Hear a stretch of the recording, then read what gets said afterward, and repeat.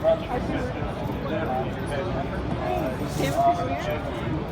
Say well know that on Monday, a long-standing provision of the Indian Constitution was abrogated by the Indian government. That particular provision provided self-determination and rule for the people of Kashmir. It also dictated who would own land and be vested in that country. So now we are here to learn firsthand what is happening. What is happening to the travesties being subjected to the people who are living in Kashmir. And to begin our presentation, we will have a Kashmiri American who has recently visited there and can give us all firsthand insights to what is actually happening. So if you will all welcome Sister Marina Farouk.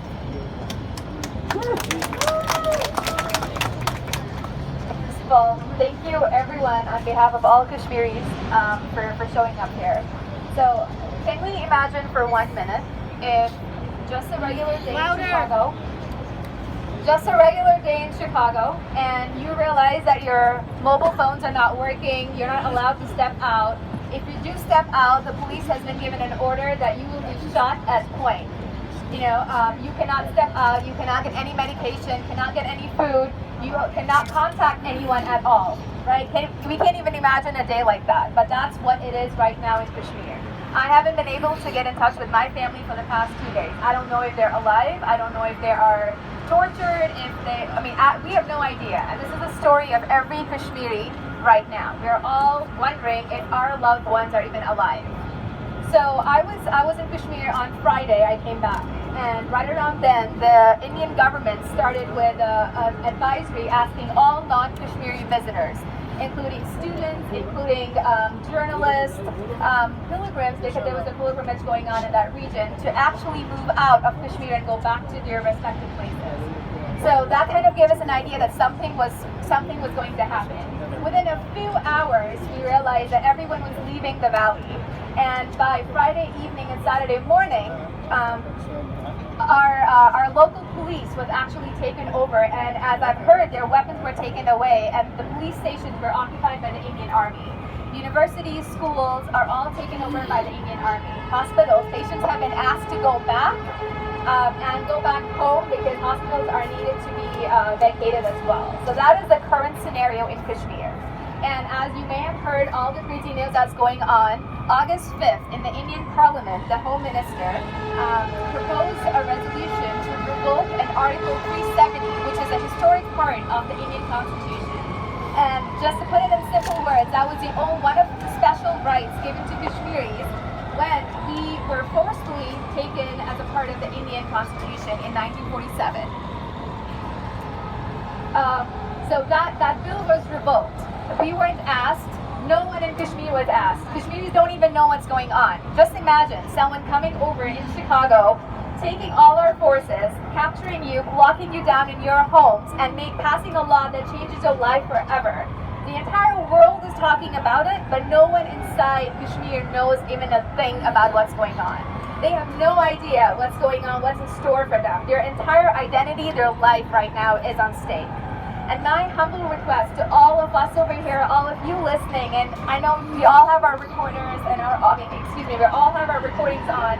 Everyone, we have the gift right now that we can speak and we can be the voice of those Kashmiris who are trapped, who have no idea how to help, and we literally have been receiving messages from people in Delhi, people that have somehow gotten some internet connectivity in Kashmir, saying that, can you please save us? We have no idea what's going on.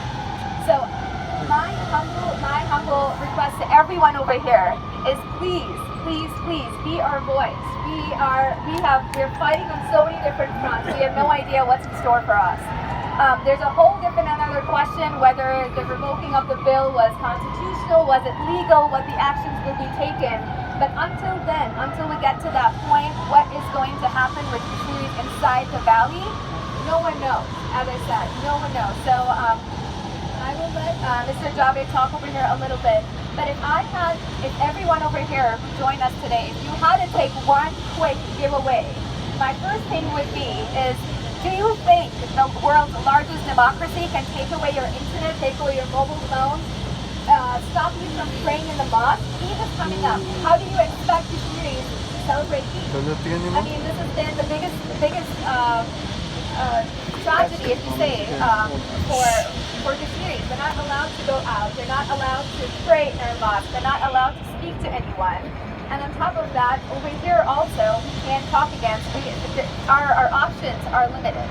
So my request to you is raise this.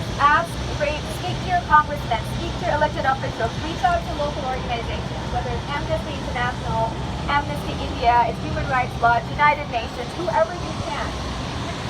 Make sure you are sharing the Kashmiri narrative and not the Indian narrative or the Indian media, the false stories that are being fed to the Indian population.